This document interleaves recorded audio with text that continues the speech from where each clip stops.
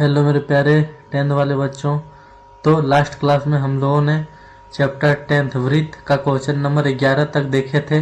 तो चलिए आज के क्लास में हम लोग क्वेश्चन नंबर 12 से स्टार्ट करते हैं। क्वेश्चन नंबर यहाँ पे 12 बता रहा है, एक समकोण त्रिभुज एबीसी में कोण बी बराबर 90 डिग्री है, बी ए बराबर 8 सेंटीमीटर है, बी सी बराबर 6 सेंटीमीटर है। तो त्रिभुज के अंतःवृत्त की त्रिज्या क्या होगा? तो यहाँ पे दिख रहा होगा आप लोगों को क्या, एक राइट एंगल ट्रायंगल एबीसी है, ठीक है। यहाँ पे एबीसी है, इसके अंदर एक वृत्त है और जिसका कोण भी क्या समकोण है। यहाँ पे बी ए, ठीक है, बी से ए तक कितना दिया, 8 सेंटीमीटर दिया हुआ है।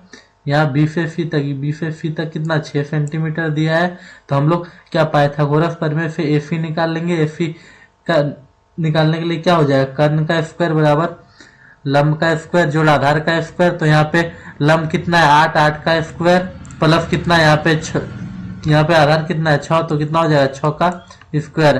तो 8 का स्क्वायर 64 और यहाँ पे 6 का स्क्वायर 36, तो कितना हो जाएगा 100।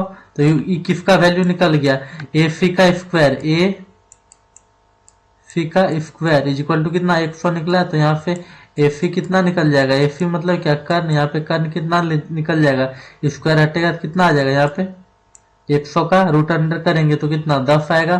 तो यहाँ ए से सी तक का वैल्यू कितना आ गया, ये वाला 10 आ गया। तो यहाँ पे अंतःवृत्त की त्रिज्या निकालने का फॉर्मूला होता है क्या, पी प्लस बी, मतलब क्या, लंब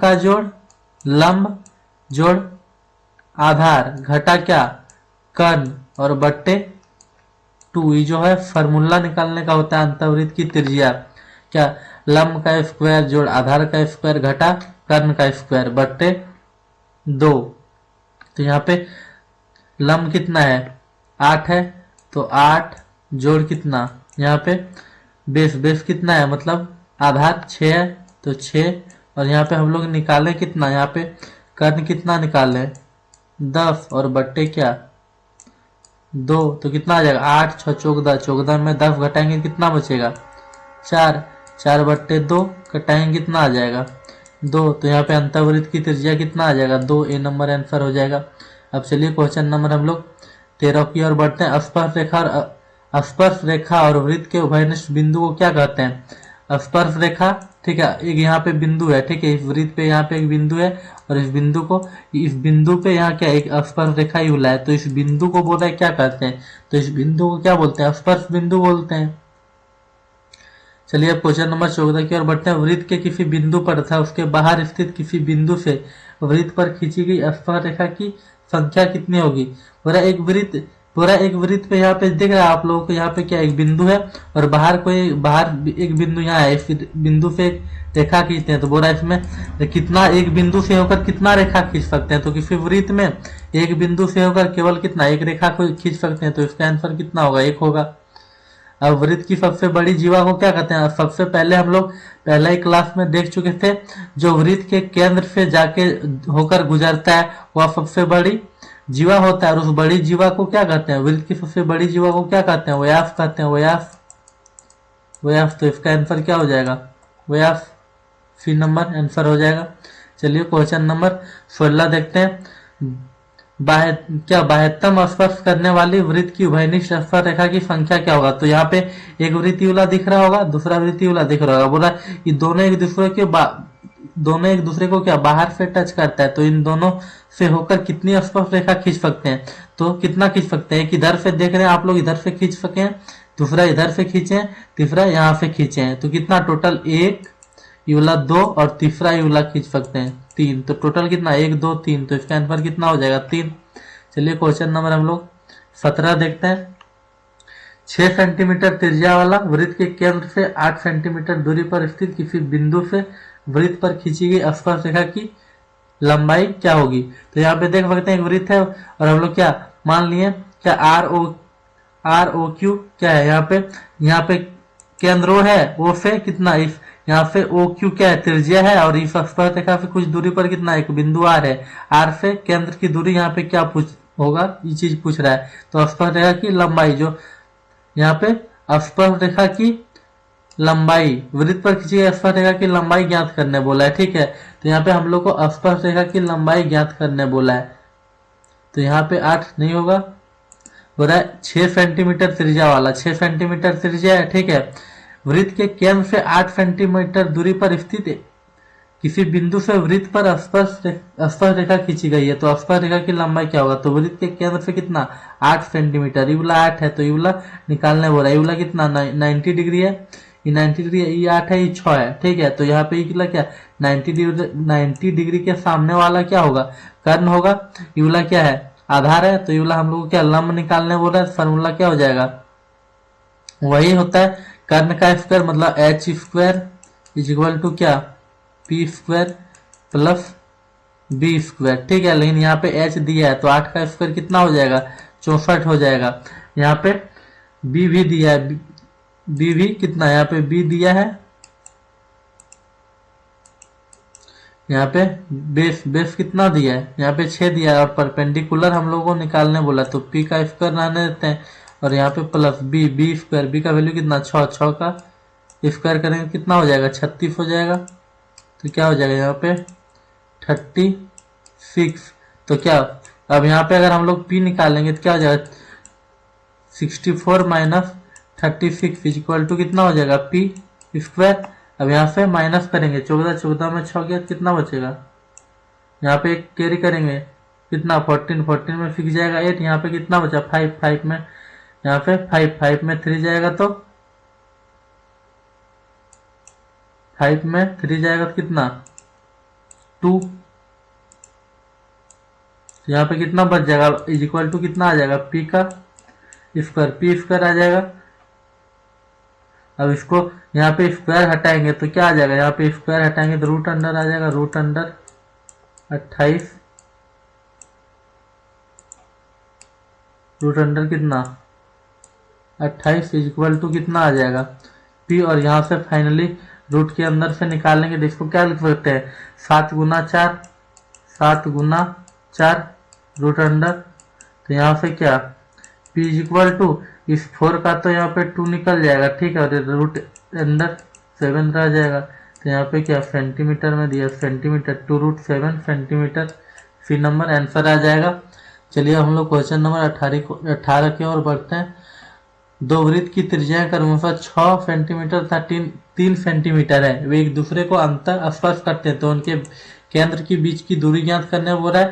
तो यहाँ पे आप लोग देख पा रहे हो एक वृत्त है, बड़ा वाला एक छोटा वाला, ठीक है। जो छोटा वाला वृत्त है बड़े वाला वृत्त को एक क्या अंतर स्पर्श कर रहा है, मतलब अंदर की ओर से स्पर्श कर रहा है। तो छोटे वाला वृत्त की त्रिज्या 3 है और बड़ा वाला का कितना, यहाँ पे पीला कलर में आप लोग देख पा रहे हैं, यहाँ से यहाँ तक कितना है 6 है, ये वाला 3 है, ठीक है।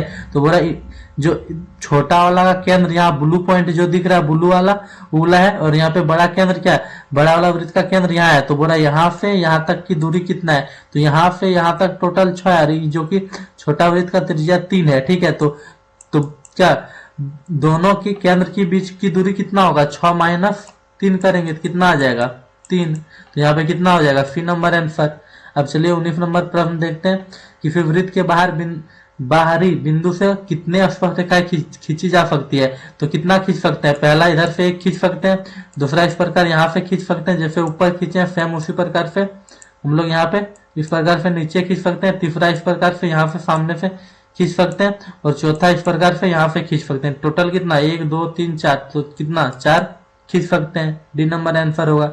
अब चलिए क्वेश्चन नंबर यहाँ पे 20 देखते हैं। वृत्त के किसी बिंदु पर स्पर्श रेखा स्पर्श बिंदु से जाने वाली त्रिज्या क्या होती है? वृत्त के किसी बिंदु पर इस प्रकार खींचने, तो यहाँ पे स्पर्श रेखा है, तो स्पर्श रेखा पर हम लोग यहाँ पे इस तरह खींचेंगे तो ये क्या होगा? स्पर्श रेखा पर लंब होगा, हम लोग पहले ही देखे थे। तो क्या होगा यहाँ पे बी नंबर आंसर हो जाएगा, पर लंब होती है। एक ही तल में एक वृत्त को बिना स्पर्श या प्रतिच्छेद किए गुजरने वाली रेखा को कौन सी रेखा कहते हैं?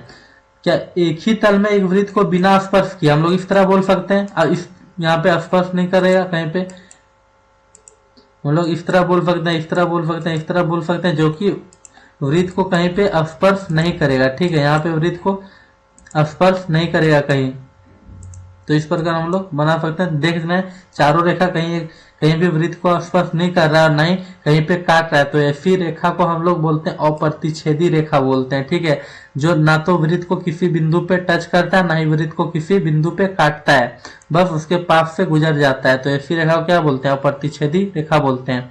चलिए अब क्वेश्चन नंबर यहाँ पे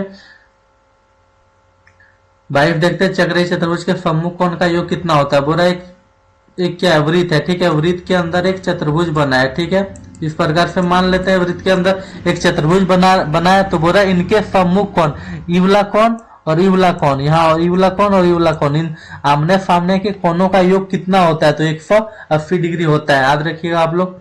यहाँ पे बता रहे 23 नंबर प्रश्न, दो वृत्त जिनकी त्रिज्याएं क्रमशः 10 और 4 सेंटीमीटर एक दूसरे को अंतःस्पर्श करती है, उनके केंद्र के बीच की दूरी ज्ञात कीजिए। इसी प्रकार से एक प्रश्न हम लोग पीछे देखें, कितना नंबर यहाँ पे 18 नंबर जिस प्रकार से देखे ना, उसी प्रकार से सेम टू सेम कितना नंबर प्रश्न यहाँ पे 23 नंबर प्रश्न बनेगा। तो आप लोग इसको बना के कमेंट कीजिएगा। 10 - 4 हो जाएगा किस प्रकार से, तो आप लोग यहाँ पे कमेंट कीजिएगा इसका कितना आंसर आएगा। चलिए अब क्वेश्चन नंबर 24 देखते हैं। अर्धवृत्त में कोण कितना होता है? अगर पूरा एक चक्कर लगाएंगे तो कितना? 360 डिग्री बनता है। लेकिन बोल रहा है हम लोग आधा ही चक्कर लगाएंगे तो अर्धवृत्त पर बना कोण कितना होता है? यहाँ पे देख रहे हैं, मतलब सरल रेखा है, सरल रेखा पर बना कोण कितना? 180 डिग्री। तो क्या 360 का आधा हम लोग कर सकते हैं सीधा, क्योंकि अर्धवृत्त है, तो कितना? 180 डिग्री आ जाएगा। अब चलिए क्वेश्चन नंबर लास्ट 25 देखते हैं हम लोग। बोला किसी वृत्त की जीवा की लंबाई, ठीक है, वृत्त का जीवा हम लोग ये वाला मान लेते हैं ए बी। ठीक है, ए बी, और यहाँ केंद्र, इस वृत्त का केंद्र क्या है? ओ है। वृत्त की त्रिज्या के बराबर है। जो वृत्त का जीवा है तो वृत्त के त्रिज्या के बराबर है। ठीक है, तो केंद्र पर बनाएगा कोण क्या है? तो ये वाला क्या? ए बी वृत्त का जीवा है, और यहाँ से ए ओ क्या खींचे? वृत्त का त्रिज्या खींचे, और ओ बी क्या है? ओ बी भी क्या है? वृत्त का त्रिज्या है। तो बोला जो दोनों त्रिज्या है वृत्त के जीवा के बराबर है। ठीक है, तो ये वाला भुजा तीनों क्या? तीनों भुजा बराबर है। और जब तीनों भुजा बराबर होता है तो कैसा त्रिभुज बनता है? समबाहु त्रिभुज। अगर ये 8 तो ये 8 तो ये भी 8, तीनों त्रिभुज क्या? तीनों भुजा इक्वल है तो कैसा त्रिभुज बनता है? समबाहु त्रिभुज। और समबाहु त्रिभुज में क्या होता है? तीनों कोण बराबर होता है। तो तीनों कोणों का योग कितना होता है? 180 डिवाइड बाय कितना करेंगे? 3, तो कितना डिग्री आ जाएगा आंसर? 60 डिग्री। तो इसका आंसर कितना हो जाएगा? 60 डिग्री बी नंबर आंसर हो जाएगा। तो चलिए यह चैप्टर भी पूरी तरह से समाप्त होता है। अब आप लोगों से हम अगले क्लास में आगे का लेक्चर लेके मिलेंगे। तो धन्यवाद, फिर कल आप लोगों से मिलते हैं।